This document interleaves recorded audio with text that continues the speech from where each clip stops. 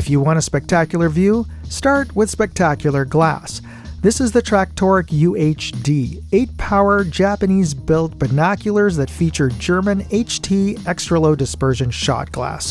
What does that mean? Let's take a closer look.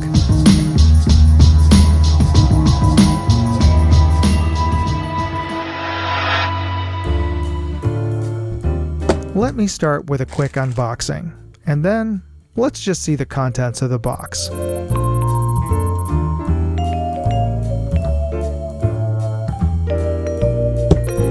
These are the new Toric 8-power binoculars from Tract, and they feature 32mm objective lenses on the front, and Tract is really known for their high quality materials. This one uses a Schmidt-Pecon style on the prism, and the glass that they're using is SCHOTT HT, which is a German-made glass that both has a high light transmission and has an ED or extra low dispersion coating. So this is really high-end glass, premium glass for these binoculars.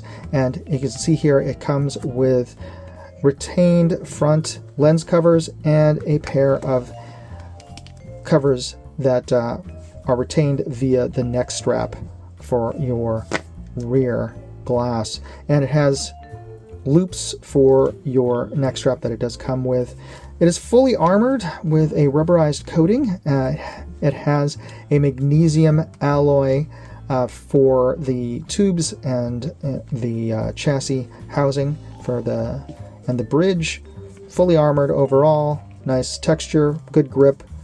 Should offer good grip in the wet or in cold conditions, even with gloved hands. Now, it features built-in telescoping eye cups or twist-up eye cups, and oh, that's nice, they index as well. What is a unique feature and a nice premium feature is that it has a locking diopter. So you can't turn it, you pull up, and that loosens. Now you can adjust your diopter, and when you have it just perfect for your own eye, you push it forward and that locks it in. Can't be accidentally turned, as oftentimes if you're grasping your binoculars and you're just adjusting it for your eyes, or if you're, more importantly, if you're handing it to somebody else and they're adjusting the binoculars to take a look at it, what often ends up happening is as you're adjusting the angle on the bridge, you can inadvertently shift your diopter focus. Or at least that's often I've found I've accidentally done that. And of course, our main focus knob here on the back, oh, that turns smoothly. And it does have a hidden tripod adapter socket underneath the little cap on the front. So there you go, the standard 1/4 inch photo screw goes in there, and if you have a tripod adapter, you can mount this for a tripod. So if you're glassing or spending a lot of time in a blind, you can go hands-free and have a much more steady optic to look through. All right, but of course, all these premium features, oh, by the way, this is made in Japan, so you're getting high quality construction and engineering along with the German shot glass.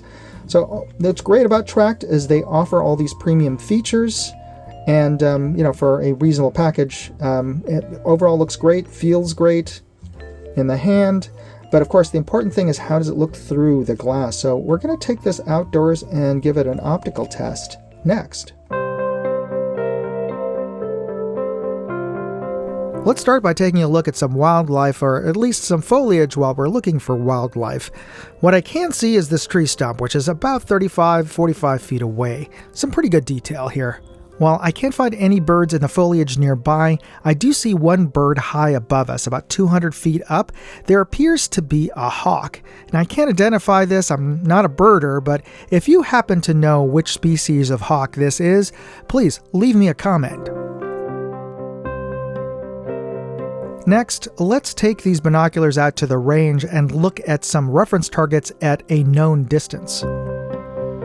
We are looking through the Toric 8-power binoculars, and whenever you're looking through binoculars with a camera, a phone camera, the overall view you're getting is a lot wider and a lot less zoomed in looking than when you're looking through it with your naked eye through both tubes.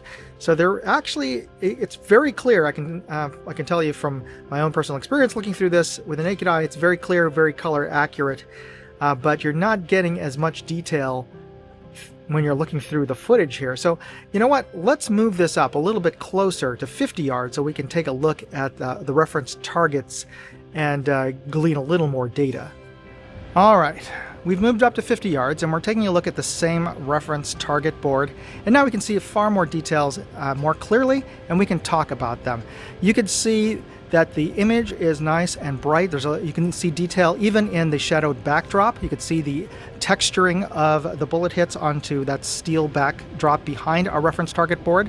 You do see a little bit of chromatic aberration in high contrast areas like the target frames, especially on the outer edges of this image. But bear in mind, you're seeing far more chromatic aberration when you're using a camera than with your naked eye. Through my naked eye, it looks amazingly clear and color accurate. Now, looking at the reference target board now, let's go over to the color chart.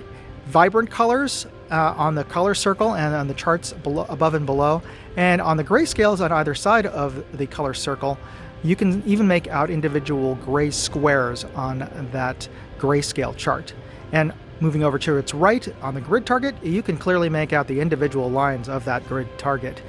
Now, moving over to the bottom left to our paper target, you can make out individual bullet hits, not just on the reactive sticker target on the center, but below that reactive sticker target are two additional 22 caliber holes, tiny 22 caliber holes on paper below the reactive sticker target, and I can see that quite clearly. Now, moving over to our U.S. Air Force optical resolution chart on the bottom right, I can make out both horizontal and vertical lines down to about element 3, or with my naked eye even finer still to like element 4 in group -1. Which is really good for an 8-power scope.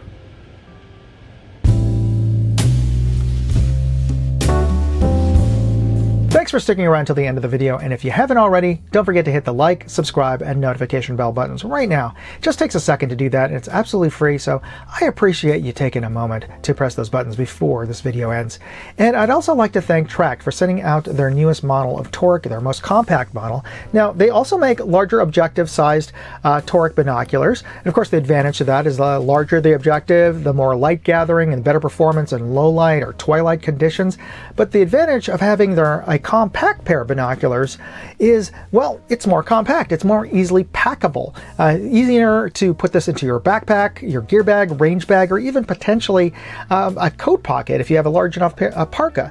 But let me know in the comments which you prefer. Do you prefer the larger, more feature-rich and powerful binoculars, or do you prefer more compact-sized binoculars?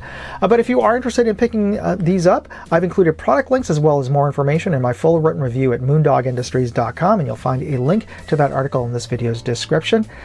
Check out that article and help support this channel. And thanks for taking the time to watch this video. God bless. Moondog out. Hey, I'd like to know what you thought of this video. Leave me a comment or chat with me on Facebook, Twitter, TikTok, MeWe, Instagram, or Locals. And if you want to see all of my videos, go to moondogindustries.com.